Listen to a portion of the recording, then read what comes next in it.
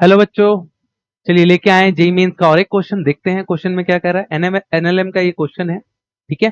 तो देखो, a body of mass 1 kg is suspended with the help of two strings making a angle as shown in a figure. Magnitude of tension T1 and T2 respectively. आपको T1 और T2 निकालना है।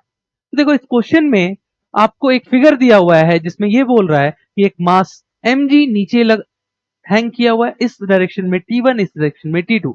T1 का angle with the horizontal that is 60 degree and T2 का angle with the horizontal that is 30 degree. तो अगर अपन इस figure को देखते हैं, इस डायरेक्शन में मेरा T1 लग रहा है, इस डायरेक्शन में T2 लग रहा है।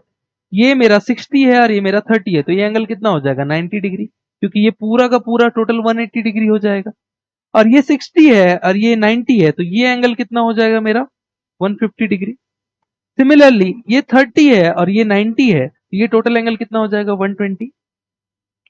तो अपन को एक रूल पता है लामीज रूल से कि जो फोर्स होता है उसका अपोजिट वाला angle equal to F2 by opposite वाला angle beta, F3 by opposite वाला एंगल गामा।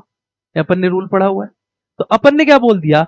F1 अपन ने mg को अज्यूम कर लिया, तो mg का अपोजिट वाला एंगल क्या हो जाएगा मेरा? 90। तो mg का अपोजिट वाला एंगल 90। सिमिलरली T1 का अपोजिट वाला एंगल क्या होगा? 120। तो T1 का अपोजिट वाला एंगल 120 साइन 120।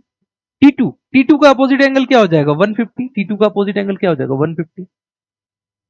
mg का वैल्यू आपको गिवन था 1 kg, तो ये इसका वैल्यू कितना हो जाएगा मेरा? 10। तो यहां से अपन T1 और T2 का वैल्यू फाइंड कर सकते हैं। इसका वैल्यू क्या हो जाएगा? √3/2। तो अपन इधर लेके जाएंगे तो ये क्या आ जाएगा? √3/2। कट करेंगे तो क्या आ जाएगा? 5√3। सिमिलरली अगर यहां से फाइंड करते हैं T2 का वैल्यू, इसका वैल्यू क्या आ जाता है? हाफ। इसको इधर लेके जाएंगे तो क्या आ जाएगा? 5। तो T1 will be 5√3 Newton and T2 will be 5 Newton. तो इसके अकॉर्डिंग कौन सा करेक्ट ऑप्शन हो जाएगा? देखो, 5√3। Yes, this one. चलो।